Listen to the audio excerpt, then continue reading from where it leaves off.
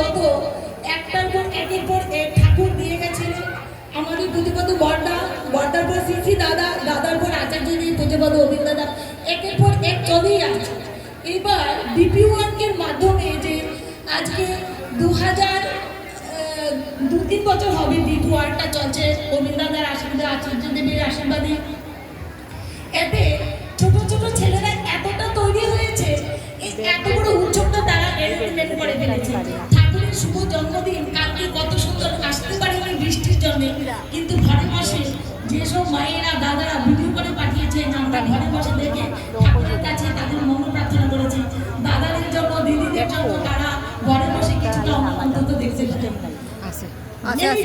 ভিডিওর ছেলেরা এত সুন্দর করে ঠাকুরের উৎসবটা অ্যারেঞ্জমেন্ট করেছে, এসে দেখি আমি বলছিলাম ঠাকুর যেইভাবে তৈরি করে গেছে এইবার পুজোপদ অভিন দাদু একইভাবে লীলা করে চলেছে ডিপি ওয়ার্কের মাধ্যমে। আমরা আজকে দিনটা সবাই জানি ঠাকুরের জন্মদিন, ঠাকুর 1295 30শে ভাদ্র শুক্রবার ঠাকুর পাবনা জেলায় হেমায়তপুর গ্রামে পিতা শিবচন্দ্র মাতা মন্দাকিনী দেবীর ঘর আলো করে জন্মগ্রহণ করেছিলেন। আমরা তার লীলা কাহিনী প্রায় সবাই জানি, তিনি কিভাবে জন্মগ্রহণ করেছিলেন, কিভাবে বড় হয়েছে, তিনি কিভাবে আবার আমাদের বড় মায়ের সঙ্গে বিয়ে হলো সেটাও আমরা অনেকেরই প্রায় কিছু বছর পরে জানা আছে। এইবার যেহেতু লীলা চলছে, লীলা একের পর এক লীলা চলছে, ঠাকুর লীলা করে গেছে, বড়দাও লীলা করে গেছে, শ্রী দাদাও লীলা করে গেছে। আমরা প্রত্যেকে শুনতে পাই দাদার লীলার কথা।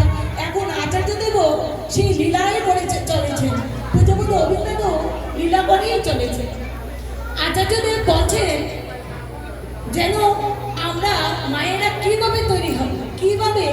এবার আচার্যদেব বলছেন কি বিয়ের উপরে বিশেষ জোর দিয়েছেন, বিয়েটা যাতে সঠিকভাবে, তবেই সুসন্তান আসবে, তবেই একটা দেশ গড়া হবে ভালো করে। আমরা আজকালকার দিনে দেখা যাচ্ছে বিয়েটা সঠিকভাবে হচ্ছে না। হয়তো আমার পরিবারেও এরকমটাই ছিল যে কিন্তু আমরা ঠাকুর ধরেছি, তাকে নিয়ে ঠাকুর যেভাবে বলছেন, আচার্যদেব যেভাবে বলছেন সেইভাবেই আমরা আমাদের ছেলে মেয়েদেরকে বিয়েটা একদম অনুলোম বিবাহ করার জন্য চেষ্টা করবো প্রত্যেককে। তবে আচার্যদেব বলছেন কি দীক্ষাটা তো বলছেনই, তারপরে বলছেন কি যেন আমরা মেয়েটাকে যাতে সিঙ্গার করে তুলি। সিঙ্গার কিভাবে? যেন গান গাওয়া, নাচ গান প্রত্যেকটা জিনিস তো আছেই, তার সঙ্গে মেয়েটা কোন পরিবেশে কিভাবে চলবে, আমি নিজে কোন পরিবেশে কিভাবে চলবো সেই জিনিসটাও আচার্যদেব ভালো করে বলে দিয়েছে। নিশ্চয়ই এখনকার যুগে যুগে পরিবর্তন চলছে, মেয়েরা দেখতে পাই জিন্সের প্যান্ট শার্ট পরে। আমার ঘরের মেয়েও দেখে আজকে এতদিন বলতে বলতে মেয়েটা মা বলছে মা আমি জিন্সের প্যান্ট আর কুর্তি পরে যাবো, ঠাকুর বাড়িতে যাবি কুর্তির সঙ্গে লেগিংসটা পরে, বলছে না সবাই পরবে আমিও জিন্সের সাথে কুর্তিটা পরবো। আচ্ছা ঠিক আছে বেশ, কিন্তু যে ঠাকুরের জায়গায় যেতে হলে মায়েরা কিভাবে যাবে সেই জিনিসটা আচার্যদেব ভালো করে বলে।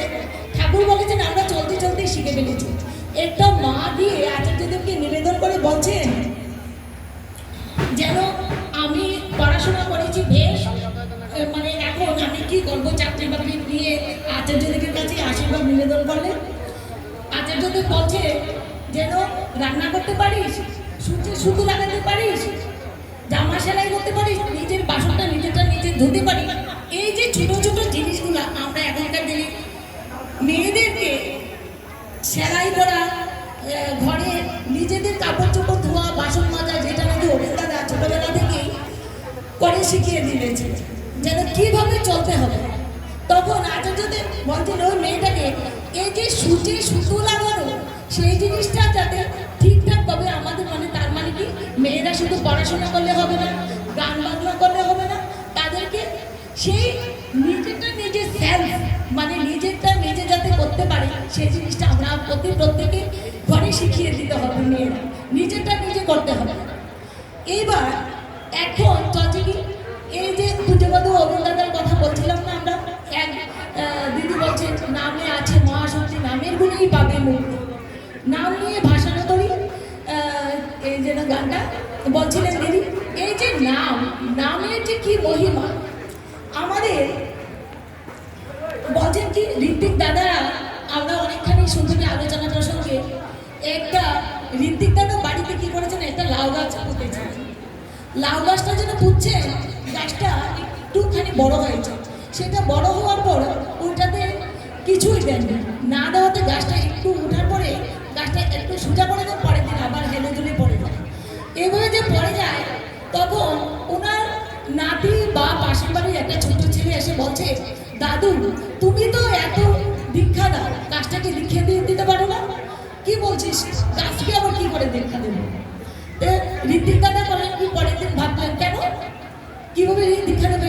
গাছটার সঙ্গে যদি একটা এই যে আমরা বাঁশ পুঁতে দিই, যাতে জিন লাগারে বলে, যেটা নাকি বাঁশের সঙ্গে পুঁতে দিলে যেটা নাকি সুন্দর করে গাছটা বড় হতে পারবে, বাড়তে পারবে, যার জন্য সেটা আর বলবে না।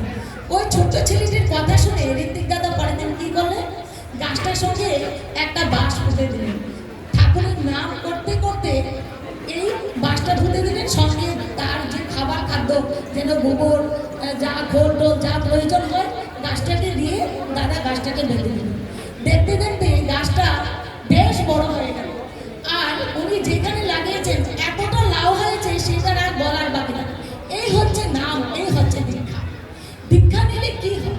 দীক্ষা নিলে আমরা প্রত্যেকে আমরা যারা জানি, আজকে দুটো একজন দাদা একটা মা বিবেকানন্দ থেকে এসেছে দীক্ষা নেওয়ার জন্য, অনেকক্ষণ অপেক্ষা করেছে, কিন্তু শুনতে পাইনি দীক্ষা নিয়েছে কিনা, জানি না ঋত্বিক দাদা এসছেন কিনা।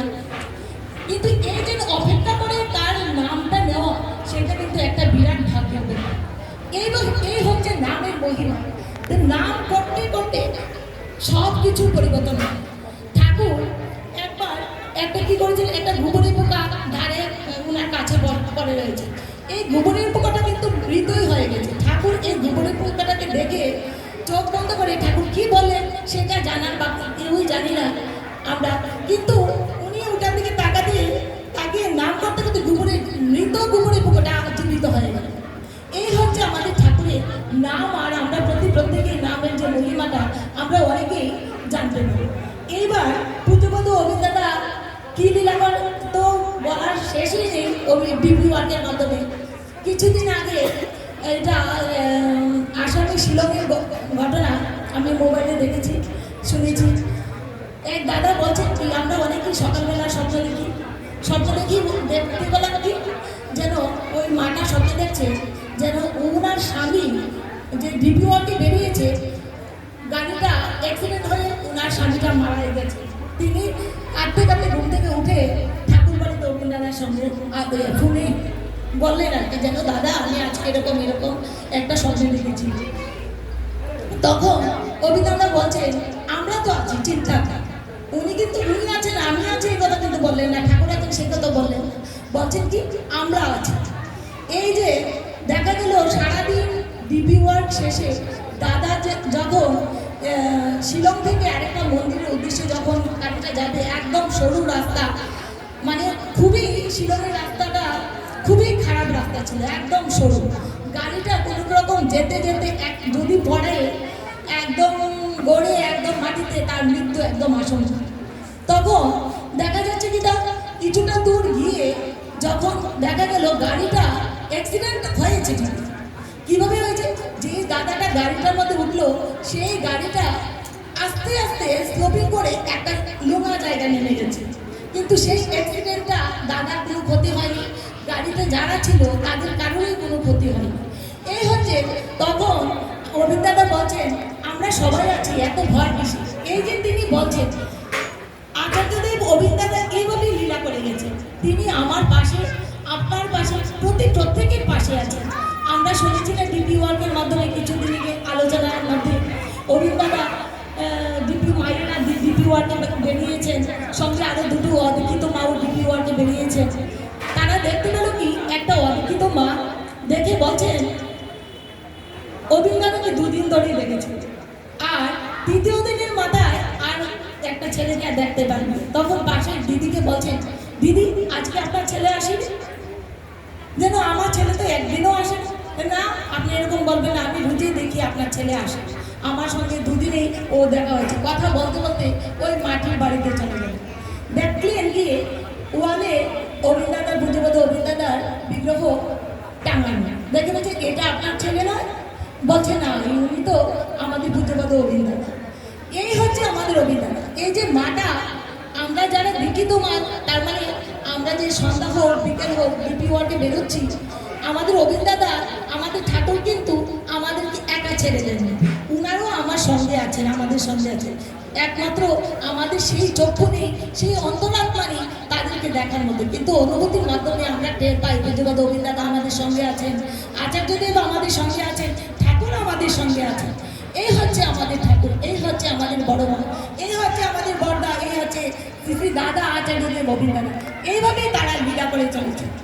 যাই হোক, ঠাকুরের লীলা, অবিন্দাদার লীলা প্রত্যেক দিন মোবাইলে এখন একটা বিজ্ঞানের আশীর্বাদ অভিশাপের মধ্যে একটা মোবাইল একটা চলে এসছে, সেটা আমি মনে করবো আশীর্বাদ দিলে আশীর্বাদ কত কিছু জানতে পারি আমরা মোবাইলের মাধ্যমে। ঠাকুরের কথা, অবিন্দাদার কথা, প্রত্যেকের কথা আমরা জানতে পারি। এখন আমাদের এই যে শ্রী শ্রী আচার্যদেবের আশীর্বাদে ডলুবাড়ির মন্দিরে একটা শ্রী মন্দির তৈরি হয়।